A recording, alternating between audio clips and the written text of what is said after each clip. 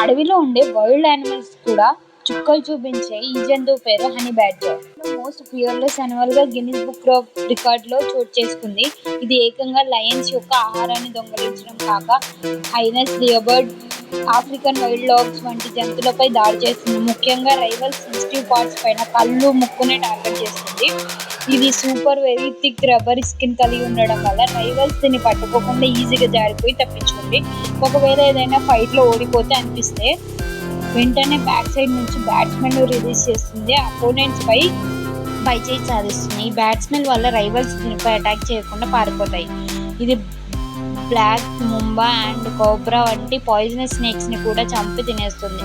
దీనికి హనీ అంటే చాలా ఇష్టం. ఎక్కడ హనీ కనిపించినా హనీ బీస్ తో పోరాడి మరి హనీని సొంతం చేసుకుంటాయి. అందుకే దీనికి హనీ బ్యాడ్జర్ అనే పేరు కూడా వచ్చింది. ఓవరాల్ గా ఈ క్రేజీ అనిమల్ గురించి మీ ఒపీనియన్ ఏంటో కామెంట్ చేయండి. అండ్ వీడియో లైక్ చేసి ఛానల్ ని